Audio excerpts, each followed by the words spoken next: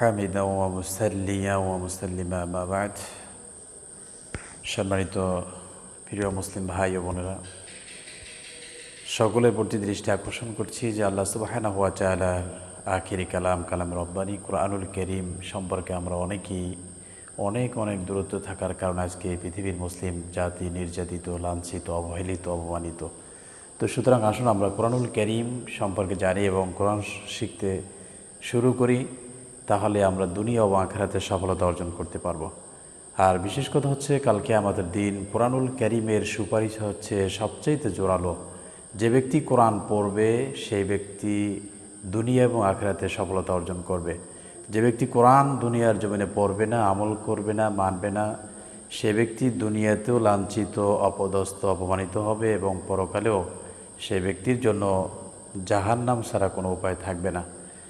কাল কিয়ামতের দিন আল্লাহ সুবহানাহু ওয়া তাআলা সমস্ত মানুষদেরকে যখন উঠাবেন, তখন যে ব্যক্তি কোরআন থেকে দূরে থাকবে সেদিনকে স্বয়ং বিশ্বনবী মুহাম্মদুর রাসূলুল্লাহ সাল্লাল্লাহু আলাইহি ওয়াসাল্লাম আল্লাহ পাকের দরবারে মামলা দায়ের করবেন এবং সেদিনকে বলবেন, ওয়াকালা আর-রাসূলু ইয়া রাব্বি ইন্না কওমি ইত্তাখাযু হাযাল কুরআনা মাহজুরা।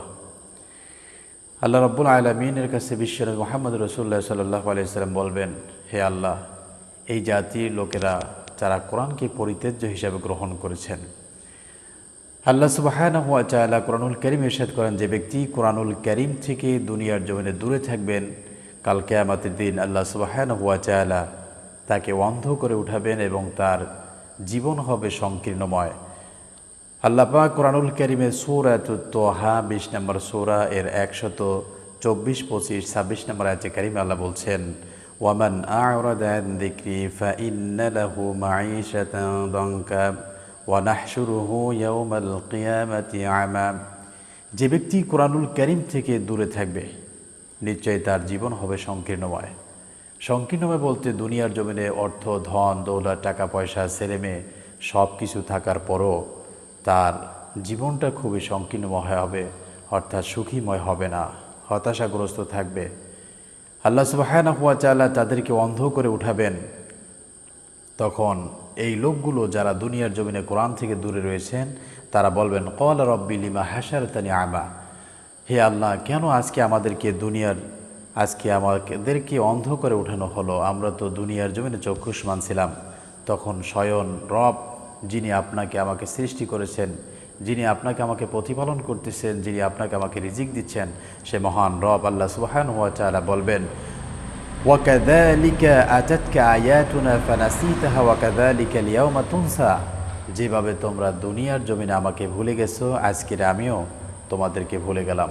সম্মানিত হাজরিন, এই জন্য মহান আল্লাহ সুবহানাহু ওয়া তাআলা আরও ইরশাদ করেছেন, যে ব্যক্তি কোরআন পড়বে না, কোরআন মোতাবেক আমল করবে না, স্বয়ং আল্লাহ সুবহানাহু ওয়া তাআলা বলছেন, ওয়া ইয়াশু আন যিকরির রহমানি নুকাইয়িদ লাহু শাইতানান ফাহুয়া লাহু করিন।